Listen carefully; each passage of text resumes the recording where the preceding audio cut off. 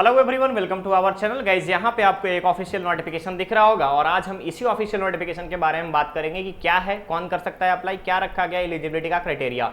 लेकिन आगे बढ़ने से पहले मैं आपको बताना चाहूंगा कि अगर आपने अभी तक चैनल को सब्सक्राइब नहीं किया है तो फटाफट चैनल को सब्सक्राइब करें, वीडियो को लाइक शेयर जरूर करें। ओके गाइज, तो चलिए बढ़ते हैं इस नोटिफिकेशन की तरफ और जानते हैं क्या है ये रिक्रूटमेंट। तो गाइस अगर आप लोगों को यहाँ पे विजिबिलिटी होगी तो डीआरडीओ, ध्यान रखेंगे DRDO centre for personnel talent management CPTM 10th batch, ठीक है, 10th बैच के लिए यहाँ पे रिक्रूटमेंट नोटिफिकेशन जारी किया गया है। सबसे इंपॉर्टेंट आपका डेट ध्यान रखिएगा, क्रूशियल डेट ऑफ एलिजिबिलिटी 23 सितंबर।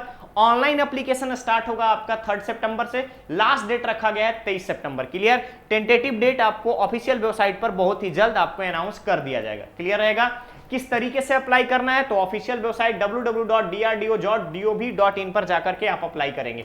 सबसे पहला सेक्शन 1 है आपका senior technical assistant STA group B, non gazetted non ministerial. Clear रहेगा, ध्यान देंगे। पे स्केल रखा गया लेवल 6 का 35,400 से 1,12,400 तक का। एज लिमिट यहां पे मेंशन कर दिया गया है, मिनिमम 18 मैक्सिमम 28। नेक्स्ट है इसेंशियल क्वालिफिकेशन, तो ध्यान रखिएगा बैचलर डिग्री इन साइंस या डिप्लोमा इन इंजीनियरिंग और टेक्नोलॉजी और कंप्यूटर साइंस और allied subject recognised by all India council for technical education AICTE। ध्यान रखिएगा बीटेक बीई पीएचडी डिग्री ये सारी चीजें अप्लीकेबल यहां पर नहीं होंगी इस पोस्ट के लिए। आगे बढ़ते हैं, पोस्ट कौन कौन सा है, agriculture, automobile engineering, botany, chemical engineering, chemistry, civil engineering, computer science, electrical electronics, electrical engineering, electronics instrumentation, electronics communication instrumentation, library science, mathematics, mechanical engineering, metallurgy, medical technology lab, photography, physics, print technology, psychology, textile, zoology.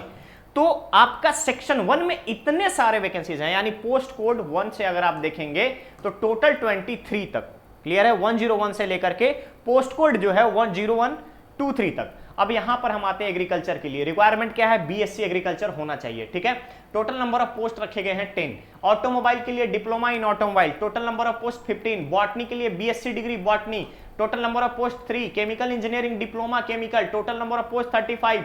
Chemistry की बात करूं तो BSc degree chemistry में होना चाहिए 58 post. Civil engineering के लिए diploma civil 25 post. Computer science के लिए BSc computer science 167 post. Electrical electronics engineering के लिए diploma electrical electronics 17 post. Electrical engineering के लिए diploma electrical 68 post. Electronics and instrumentation diploma in electronics instrumentation 31 post. Electronics and communication की बात करूं तो बीएससी डिग्री इन इलेक्ट्रॉनिक्स या फिर डिप्लोमा इन इलेक्ट्रॉनिक्स या electronics communication, total number of post 192। Instrumentation BSc degree in instrumentation, total number of post 17। Library science 23। Library science के लिए degree in science होना चाहिए और साथ ही साथ 1 ईयर डिप्लोमा लाइब्रेरी साइंस का होना चाहिए। नेक्स्ट है mechanical engineering diploma mechanical, total number of post 294।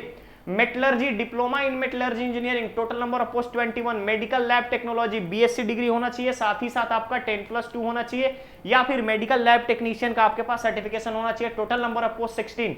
Photography BSc degree होना चाहिए फोटोग्राफी में या फिर आपके पास डिप्लोमा होना चाहिए फोटोग्राफी का, total number of post 8। Physics के लिए बीएससी डिग्री फिजिक्स में, total number of post 32। Printing technology BSc degree printing technology में, total number of post 5। Psychology, ध्यान दीजिएगा, psychology BSc degree in psychology, total number of post 11। Textile BSc degree textile में या फिर diploma textile chemistry में, यहां पर total number of post 5। Zoology के लिए बीएससी जूलॉजी आपका टोटल नंबर ऑफ पोस्ट 9। अगर हम यहां पे बात करें तो 23 पोस्ट में अगर आप देखिएगा तो टोटल नंबर ऑफ वैकेंसी हम यहां पर आपको बात करें तो टोटल नंबर ऑफ वैकेंसी रखी गई है 1075। ध्यान रखिएगा 1075 पोस्ट 1075। अभी तो हम ये सेक्शन 1 की बात किए हैं, 1075 1075 पोस्ट सिर्फ आपके इस 23 कैटेगरी में रखे गए हैं। अब बात आती है ग्रुप सी में नॉन गैजेटेड सेक्शन 2। ध्यान दीजिएगा टेक्नीशियन में सेक्शन 2 में। आगे बढ़ते हैं, टोटल नंबर ऑफ पोस्ट के बारे में जानेंगे। यहां पर पे स्केल रखा गया है 19,900 से 63,200 तक का। एलिजिबिलिटी का क्राइटेरिया आपका 18 से 28 वर्ष है एज का। इसेंशियल क्वालिफिकेशन का रिक्वायरमेंट 10th पास होना चाहिए। 10th पास के बाद अगर आपके पास सर्टिफिकेशन है आईटीआई में 10th और आईटीआई तो आप यहां पर अप्लाई कर सकते हैं। अब हम बात करेंगे कौन कौन सी वैकेंसीज है। सबसे पहले automobile 10th class ITI automobile, total number of post 5। Book binder 10th class ITI in book binder, total number of post 20। Carpenter 10th class ITI, total number of post 12। CNC operator ITI CNC 9 post. COPA total 139 post ITI COPA. Draftsman के लिए ITI draftsman होना चाहिए, total number of post 35। DTP operator class 10th होना चाहिए, 8 post. Electrician ITI electrician total number of post 106। Electronics total number of post जो है यहां पर इलेक्ट्रॉनिक्स के लिए 113 आईटीआई इलेक्ट्रॉनिक्स होना चाहिए। Fitter 10th class, certificate from ITI fitter में होना चाहिए 127 पोस्ट। ग्राइंडर आईटीआई ग्राइंडर या machinist total number of post 7। Machinist के लिए अलग से पोस्ट है जिसमें आईटीआई मशीनिस्ट ट्रेस के लिए 89 पोस्ट रखे गए हैं। Mechanic diesel 10th class ITI total number of post 4। Mill right mechanic 10th class या इक्विवेलेंट और ITI total number of post 8। Motor mechanic total number of post 13 ITI motor mechanic. Painter ITI painter trade के लिए यहां पे 13 post. Photographer 10th class, उसके बाद ITI photography का 11 post. Refrigeration air conditioning 10th class ITI आपका refrigeration and air conditioning में 8 post. Seat metal worker class 10th and ITI total number of post 14।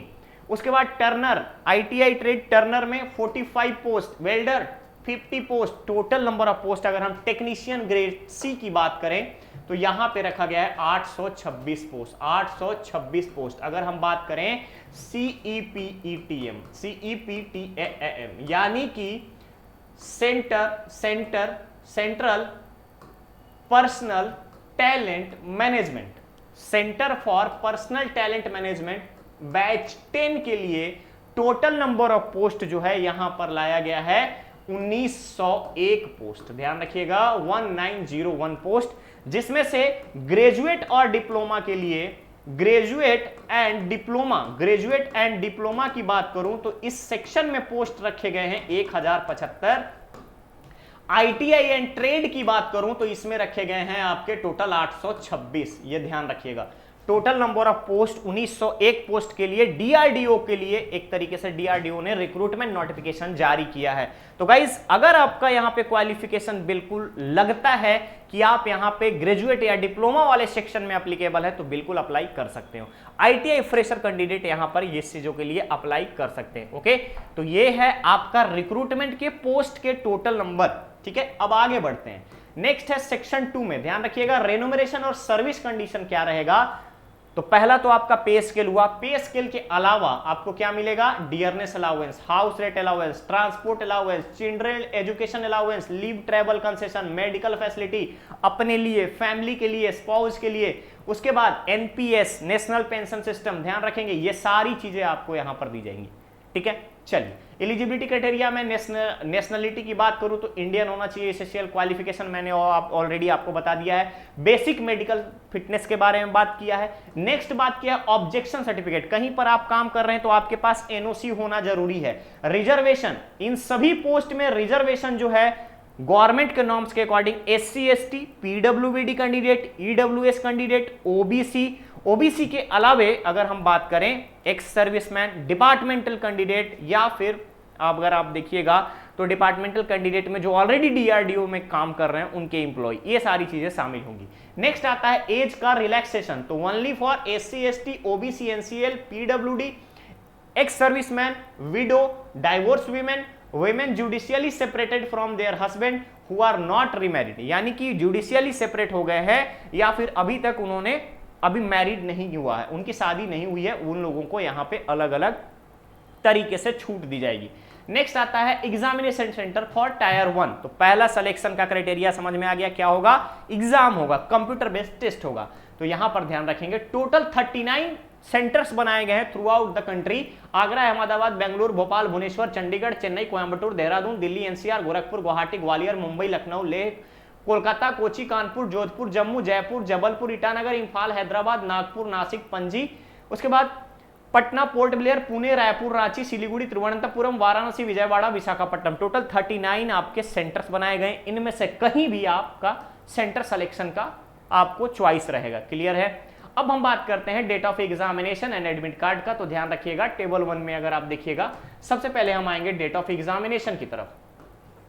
तो गाइस यहां पे टर्म्स आपको posting के बारे में बता दिया गया है। सेक्शन 3 में अगर आप देखिएगा तो टेंटेटिव डेट के बारे में बात कर रहा है। नेक्स्ट आता है आपके पास सेक्शन 3, अप्लाई कैसे करना है, तो ऑफिशियल वेबसाइट drdo.gov.in पर जाकर के CEPTM 10 के लिए आप अप्लाई कर सकते हैं। क्लियर। अब नेक्स्ट आपका आता है किस तरीके से आप अप्लाई करेंगे। तो टेक्नीशियन ए के लिए आपके पास बीएससी और डिप्लोमा सर्टिफिकेशन होना चाहिए। इसमें आपको photograph, Aadhaar card, ID proof, date of birth proof, ये सारी चीजें आपको लगानी पड़ेंगी। सबमिशन ऑफ एप्लीकेशन आपका ऑलरेडी मेंशन कर दिया गया है लास्ट डेट के बारे में 23 सितंबर, ध्यान रखिएगा 23 सितंबर। नेक्स्ट आता है एप्लीकेशन फी। तो ध्यान रखिएगा non refundable 100 rupees application fee आपको यहां पर देना है। मोड ऑफ पेमेंट ऑनलाइन रहेगा। क्लियर रहेगा, ऑनलाइन रहेगा। पेमेंट ऑफ फी के बारे में बात करूं तो डायरेक्ट आपको ऑफिशियल वेबसाइट से जाकर के पे कर सकते हैं। उसके बाद आता है एप्लीकेशन फॉर मल्टीपल पोस्ट। अगर आप चाहें तो मल्टीपल पोस्ट आप यहां पर दे सकते हैं। उसके लिए आपको यहां पे क्राइटेरिया दे दिया गया है कि आप एक सेंटर चूज कर सकते हैं जहां पे आप दोनों पोस्ट के लिए अप्लाई करेंगे। सेक्शन 4 है आपका सिलेक्शन प्रोसीजर के बारे में। तो पहला है टायर 1।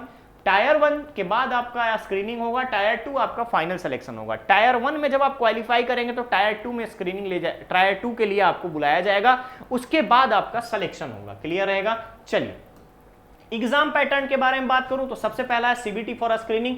यहां पे आपका रहेगा क्वांटिटेटिव एबिलिटी, उसके बाद aptitude, general intelligence, reasoning ability, general awareness, English language, general science. Total number of question 120, maximum marks 120, time allotted 90 minute. ठीक है। नेक्स्ट आता है CVT for provisional selection, test specific to subject of post code. जिस post के लिए आप apply करेंगे उससे रिलेटेड आपका यहां नॉलेज चेक किया जाएगा। टोटल नंबर ऑफ क्वेश्चन 100 होंगे, मैक्सिमम मार्क्स 100 रहेगा, 90 मिनट का ड्यूरेशन रहेगा। उसके बाद आता है प्रोविजनल क्राइटेरिया का। ध्यान रखिएगा प्रोविजनल क्राइटेरिया में टेक्नीशियन ए के लिए प्रोविजनल सिलेक्शन में अगर आप देखेंगे तो क्वांटिटेटिव एबिलिटी, एप्टीट्यूड 40 प्लस 80 का रहेगा। ट्रेड का स्पेसिफिक ट्रेड जो आपका रहेगा, ट्रेड टेस्ट क्वालिफाइंग नेचर का रहेगा टेक्नीशियन, जिसमें आईटीआई वाले एलिजिबल हैं। क्लियर रहेगा।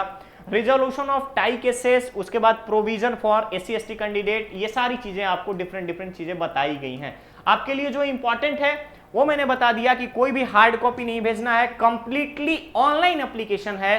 तो गाइस जितने भी फ्रेशर कैंडिडेट हैं आप सब लोग मस्त तरीके से अप्लाई करो, मस्त तरीके से अप्लाई करो, क्योंकि यहां पे graduate, even science graduate, commerce graduate, diploma, अलग अलग जितने भी मैकेनिकल इंजीनियरिंग वाले जितने भी हैं 200 से 250 पोस्ट आए गाइस, यहां पर आप लोग अप्लाई कर सकते हो। Electrical engineering, instrumentation, computer science, COPA, सब लोग फ्रीली अप्लाई करो यहां पर। क्लियर रहेगा। जितने भी फ्रेशर कैंडिडेट एक बल्क वैकेंसी का वेट कर रहे हो, फटाफट इसके लिए अप्लाई करना। मस्त तरीके से सारी चीजों को एक पेन पेपर उठाओ और उसमें नोट कर लो इंपॉर्टेंट डेट, उसके बाद आपकी सैलरी, पोस्ट किस किस में अप्लाई करना है, नोटिफिकेशन पढ़ते जाना साथ में।